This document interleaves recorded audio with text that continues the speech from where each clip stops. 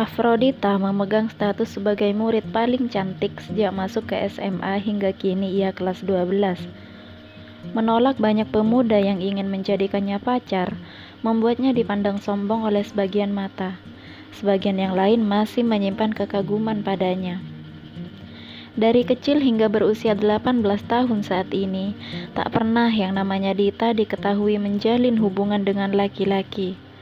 Gadis itu memang ramah pada siapapun, tapi jangan artikan keramahannya sebagai sesuatu yang lain. Hanya ramah dan tak pernah lebih dari itu. Adalah hal biasa bagi Dita yang awalnya merasa risih bila diperhatikan sedemikian penuh minat oleh berpasang-pasang mata. Rasa risih itu sudah menghilang sejak ia kelas 2 SMP. Benar, di SMP-nya dulu Dita juga menjadi spotlight. Kaum Adam setidaknya melirik dirinya lebih dari satu kali. Dita sering memamerkan senyum sebagai bentuk keramahan yang selalu mamanya ajarkan. Menjadi putri seorang pengusaha batu bara yang kaya raya tak lantas menjadikannya congkak, walau masih ada saja yang menganggapnya seperti itu. Tak sulit untuk menarik perhatian gadis itu, namun sulit untuk menyentuh hatinya. Seolah Dita selalu membentengi diri dengan baja tebal nan tinggi, hingga semua laki-laki yang menginginkannya tak bisa melangkah lebih jauh. Dit, sapaan suara itu membuat Dita yang sedang fokus membaca novel tebal menoleh. Ada Lofi yang baru datang dan kini sedang meletakkan tas di bangkunya. Lofi adalah teman sebangku Dita. Di kelas 11 mereka sekelas dan sekelas lagi ketika naik ke kelas 12. Baca apa? Dita menunjukkan sampul novel di tangannya. Oh, ada salam tuh dari Drien. Kapan mau dinner bareng katanya. Lo jawab apa? Dita nggak bisa keluar malam, bokapnya galak. Dita tertawa lagi sampai Lofi menyenggol sikunya. Kenapa nggak diterima aja si Drien? Gadis itu hanya menggeleng. Walau Drien adalah pemuda yang dinobatkan sebagai King of the Years di sekolah selama 3 tahun berturut-turut, Dita tetap tak tertarik. Benar, Drien tampan dan kaya, tapi fakta itu tak bisa memesona Dita. Kita udah kelas 12 loh, Dit. Kapan lagi punya kesempatan buat pacaran? Gue nggak akan sekarat karena nggak pacaran. Lofi memutar bola matanya. Pernah nggak sih lo suka sama seseorang? Menyukai seseorang? Gue suka sama lo. Dita, lo tahu maksud gue? Balas Lofi jengah. Dita menjawab dengan senyum lagi. Tentu saja ia pernah menyukai seseorang dan masih menyukainya hingga saat ini. Hanya saja ia menyembunyikannya. Baginya, lebih baik memendam rasa daripada menghadapi kenyataan bahwa ia tak bisa bersama dengan orang itu. Biar saja dirinya mengagumi dalam diam. Seorang guru yang masuk ke kelas itu membuat semua siswa yang tadinya sibuk membuat kelompok kecil berpencar dan duduk di bangku mereka masing-masing. Dita meletakkan novelnya di dalam laci meja dan mengeluarkan buku kimia. Mata pelajaran hari ini. Pak Dennis cool banget, desah Lofi yang terdengar oleh Dita. Ketika Dita meliriknya, teman sebangkunya itu tengah bertopang dagu dan mengagumi guru muda yang terhitung sudah 6 bulan belakangan mengajar di sekolah itu. Dennis Maheswara, berusia 26 tahun, tampan dan lajang. Semua gadis di sekolah itu mengagumi Dennis. Pembawaannya yang tegas dengan penampilan rupawan, juga kecerdasan otak yang dimilikinya membuatnya populer di seantero sekolah. Buka halaman 105. Dita dan seisi kelas membuka halaman yang dimaksud. Dita mendengarkan dengan tekun ketika Dennis mulai menjelaskan, tak ada manusia yang sempurna di muka bumi. Boleh saja ia cantik atau tampan, tapi tak memiliki kecerdasan yang bisa diandalkan. Seperti Dita sendiri, ia begitu lemah dalam pelajaran kimia. Bahkan ketika teman-temannya berkata bahwa mereka mudah mengerti dengan cara mengajar Pak Dennis, Dita tak merasakan hal yang serupa. Justru Dita merasa bermasalah dengan guru muda itu. Dennis merupakan lelaki yang sulit untuk diabaikan atau dianggap biasa saja. Lelaki itu adalah jawaban dari pertanyaan Lofi tentang seseorang yang Dita sukai. Dita menyukainya, sangat menyukai lelaki tampan itu. Dita mengagumi kecerdasan dan ketegasannya. Dita menyukai ekspresi tenang pada air mukanya. Dita menyukai alis tebal dan hidung mancungnya. Bahkan di dalam kamarnya, Dita memiliki banyak foto lelaki itu. Merasa tak sanggup lagi menampung semua penjelasan dari bibir berwarna merah itu, Dita menopang dagunya dengan satu tangan. Tangannya yang lain memainkan pena di atas meja. Ia tersenyum memandangi Dennis yang mengagumkan. Hari ini lelaki itu mengenakan kemeja fit body berwarna merah pekat dengan garis hitam yang melintang di dadanya. Lengannya dilipat hingga siku, membuat Dita leluasa memandangi lengan kokoh lelaki itu. Lelaki itu memiliki jenis pesona yang memikat. Begitulah menurut Dita. Dita tak bisa berhenti mengaguminya. Sampai-sampai Dita selalu mengulangi kesalahan yang sama, di mana bukannya ia memeras otak untuk memahami materi, justru sibuk dengan dunia keterpesonaannya pada Dennis. Dita, Dita, Afrodita. Panggilan-panggilan itu tak bisa membuat Dita kembali ke dunia nyata. Lofi yang melihat kemarahan di mata gurunya yang sejak tadi memanggil Dita pun menyenggol gadis yang terjebak dalam dunianya sendiri itu. Dita kemudian mengerjap. Semua orang di kelas sedang memandanginya dengan geli. Dennis mengedarkan pandangan ke sepenjuru kelas sebelum kemudian memaku pandangannya ke arah gadis yang selalu mengandalkan kecantikannya, bukan otaknya. Rupa yang menarik tidak akan berguna jika tidak bisa menggunakan otak dengan benar, ujarnya tajam dan menusuk. Dita tahu sindiran itu tertuju padanya. Ia segera menunduk, mulai menekuri baris demi baris kalimat yang diselingi oleh lambang-lambang atom yang tak dimengertinya. Siapapun yang tidak ingin ikut mata pelajaran saya, silakan keluar. Pengusiran halus itu tak membuat Dita beranjak dari bangkunya dan keluar. Ia tahu dirinya salah. Jika ia berdiri dan keluar kelas, sama halnya dengan ia menantang Dennis. Hal itu bukanlah sesuatu yang diinginkannya. Suasana kelas kembali kondusif. Dennis tak lagi menyinggung atau menyindir Dita. Di antara banyak murid perempuan di dalam kelas, hanya Dita yang paling mencolok. Selain karena kecantikannya, juga karena kebekuan otaknya. Dennis tahu gadis itu begitu lemah dalam kimia. Jadi ketika gadis itu mulai melamun, Dennis akan kesal sendiri. Dita lemah dalam kimia tapi tak mau berusaha untuk memahaminya. Kegiatan pembelajaran itu selesai untuk mata pelajaran kimia ketika bel berbunyi. Nanti minta maaf sama Pak Dennis, tegur Lofi. Mau dapat nilai merah loh. Dita menggeleng, mengingat nilai kimianya tak pernah bagus. Gadis itu merengut. Sepertinya ia harus menuruti saran mama tentang guru private kimia.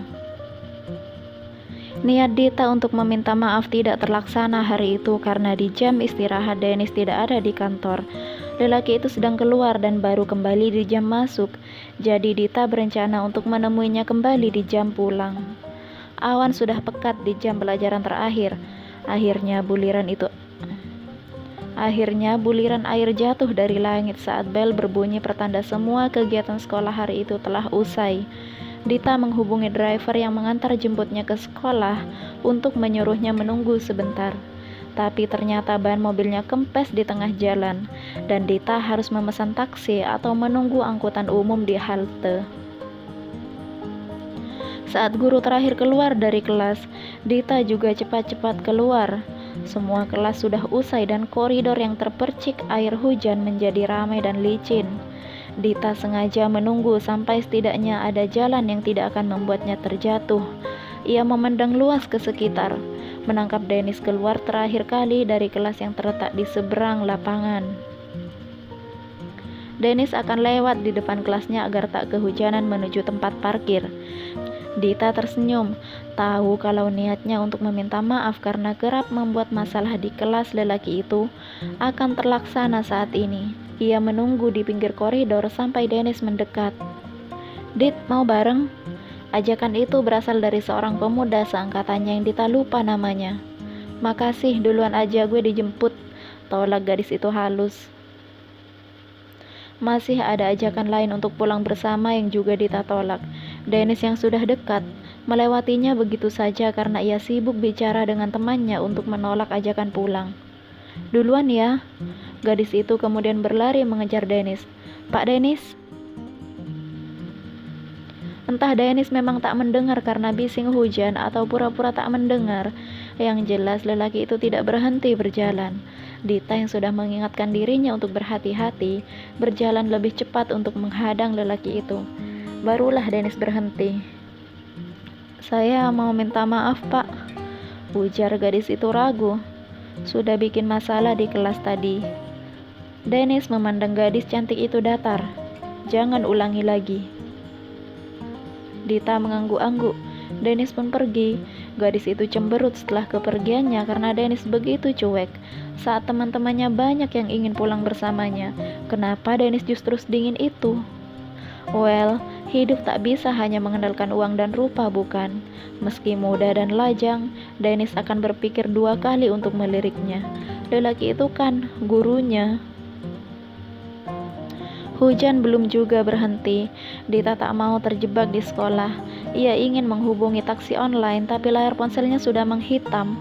Sekeras apapun usaha Dita untuk menghidupkannya kembali, benda itu tetap tak mau menyala. Dita menghela napas. Ia memandang rintik hujan yang masih deras. Ia harus keluar dari sekolah dan menunggu kendaraan di luar. Gadis itu kemudian berlari dari koridor yang melindunginya dari hujan, membiarkan tubuhnya kebasahan terkena hujan di lapangan sekolah menuju gerbang. Dita sudah basah kuyup ketika tiba di halte di dekat sekolah. Halte itu sudah sepi, hanya tinggal dua orang lelaki dengan tampang yang membuat nyali Dita menciut. Seragam putih Dita yang memang berbahan tipis mencetak jelas tank top yang gadis itu kenakan. Dita memeluk tas di depan tubuhnya, tak ingin dirinya terlalu terekspos. Apalagi dua lelaki tadi masih memandanginya. "Kehujanan, Dek." Seorang yang bertindik di telinganya mendekat. Dita menjawab dengan anggukan. Lelaki lain yang bergelang rantai memutari Dita dan berdiri di sisi lain gadis itu. "Enggak dijemput?" "Enggak, Bang." "Dingin ya?" Si lelaki bertindik bertanya lagi. Dita menggeleng cepat. "Kita temenin mau enggak?" Dita menjadi panik karena kini ia terjebak oleh dua orang berandal di sisi kanan dan kirinya. Lelaki bergelang rantai menarik tas yang berusaha Dita pertahankan. Ketika lelaki lain mulai kurang ajar, Dita berteriak, "Santai, Dek, kita nggak macem-macem kok." "Enggak." Dita menghindar. Karena panik, gadis itu akhirnya berlari keluar dari halte menuju sekolah. Dua berandal tadi mengejar, membuat Dita makin ketakutan. Di saat bersamaan dengan kepalanya yang sesekali menoleh ke belakang, dari arah depan ada mobil yang keluar dari gerbang sekolah. Dita mendengar suara klakson panjang. Ia menoleh dan berteriak. Bagian depan mobil membuat benturan kecil pada lututnya, membuatnya jatuh bersimpuh. Si pengendara terburu-buru keluar. "Kamu tidak apa-apa?" Dita yang masih syok hanya menggeleng. Gadis itu mendongak ketika mendapati uluran tangan dari depannya. Itu Dennis, yang sama terkejut dengannya namun tak menarik uluran tangannya. Dita menyambut tangan lelaki itu hingga Dennis bisa membantunya berdiri. Dita menoleh ke belakang, mengembuskan napas lega karena dua berandal tadi sudah tidak ada. "Makasih, Pak." Dennis membungkuk untuk mengambil tas Dita di atas aspal. "Masuk," perintahnya kemudian. Lelaki yang sempat mengambil payung sebelum keluar mobil tadi itu memutari mobilnya dan membuka pintu di sebelah kemudi. Ia mengedik ke arah Dita agar masuk. Karena Dita nampak ragu, Dennis kembali bersuara. "Kamu mau diganggu berandal seperti tadi? Senang dilecehkan." Dita menggeleng cepat. "Kalau begitu masuk." Gadis itu mematuhi perintah Dennis dan kembali ragu ketika akan masuk ke mobil itu hingga Dennis harus mendorongnya, kemudian membanting pintu di sebelahnya. Lelaki itu menyusul di bangku kemudi. "Mobil Bapak bisa basah karena saya." Dennis memandang gadis itu tajam. Nyali gadis itu menciut lagi, hingga secara impulsif kepalanya menunduk. Tubuh Dita benar-benar tercetak jelas di balik seragamnya yang basah. Dennis mengalihkan pandangan dengan segera. "Di mana rumah kamu?" Dita menyebutkan alamat rumahnya. Dennis diam sejenak, melirik gadis itu, kemudian menghela napas. Ia menghidupkan mesin mobil lalu melajukannya. Dita memeluk tubuhnya sendiri yang terasa dingin. Berada di sebelah Dennis saat tak ada siapapun bersama mereka, membuat debaran di dada Dita kian menjadi. Ia tak menyangka akan memiliki kesempatan untuk berdua dengan Dennis di mobil lelaki itu. "Ambil jaket di jok belakang," ujar Dennis kemudian. Dita menoleh ke belakang, melihat sebuah jaket tergeletak asal di sana bersama sebuah paper bag yang entah berisi apa. Gadis itu mencondongkan tubuh untuk mengambil jaket yang Dennis maksud. "Ini Pak, pakai." Baju kamu transparan." "Oh." Dita memakai jaket itu dengan malu. Jaket itu kebesaran dan sangat cukup membuat tubuhnya terlindung. Ia tak lagi kedinginan. Dennis menanyakan arah rumah Dita. Tidak lama kemudian, mereka tiba di depan gerbang rumah itu. Dita tak menyangka waktu akan cepat berlalu, padahal ia ingin berlama-lama bersama Dennis. Satpam rumah yang melihatnya dari jendela mobil Dennis yang ia buka, tergopoh mengambil payung. "Makasih Pak." Dennis mengangguk. Saat Dita akan membuka jaketnya, ia melarang, "Pakai saja, nanti kembalikan." Gadis itu kemudian keluar dari mobil. Mobil Dennis kembali melaju. Senyum Dita terulas. Tanpa menghiraukan hujan, ia berlari sambil melompat riang menuju rumahnya yang besar. "Duh, Non, ini payungnya, Non." "Enggak usah, Mang." Dita berputar di bawah hujan itu, merasa senang sekali hari ini.